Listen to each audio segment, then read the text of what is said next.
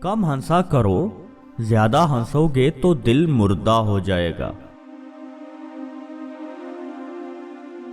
بے شک میں نے علم کو حمد و شکر کے سبب ہی حاصل کیا ہے، وہ اس طرح کہ جب بھی کوئی علمی بات سمجھ لیتا ہوں اور اس کی تہہ تک پہنچ جاتا ہوں تو اس کے بعد الحمدللہ ضرور کہتا ہوں۔ میں علم دین کے لیے 2 سال تک امام جعفر صادق رضی اللہ عنہ کی صحبت و برکت میں رہا۔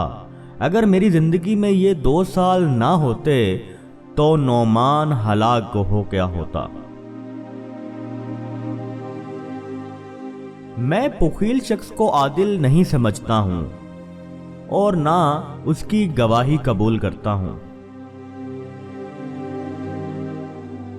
کوئی شخص پریشانی میں مبتلا ہو جائے تو اس کی مدد کرو، حاجت مند کسی کام آ جائے تو اپنی استطاعت کے مطابق اس کا کام کرو۔ کوئی تمہارے بارے غلط کہے تو تم اسے اچھے الفاظ میں یاد کیا کرو۔ جہاں تک ممکن ہو سکے لوگوں سے اچھے اخلاق سے پیش آتے رہو۔ عورتوں سے کثرت سے بات چیت کرنے اور ان کے پاس زیادہ دیر بیٹھنے سے پرہیز کرو۔ اگر تو 10 برس تک بھی بھوکا رہے اور تیرے پاس کھانے پینے کے لیے کچھ بھی نہ ہو تو پھر بھی علم سے منہ نہ موڑ۔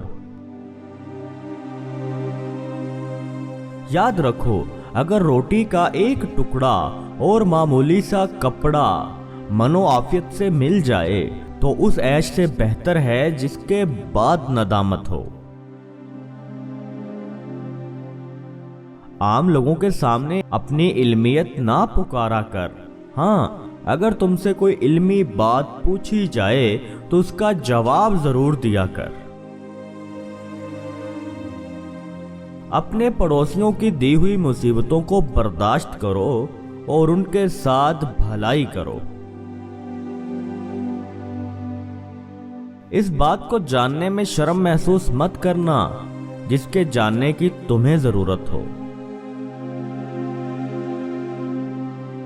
وہ بندہ کبھی ناکام نہیں ہو سکتا جو اپنے یہ 4 راز چھپا کر رکھتا ہے: مال، دولت، اختلاف رائے کی صورت میں اپنا موقف، اپنے آنے جانے کے اوقات سفر کو۔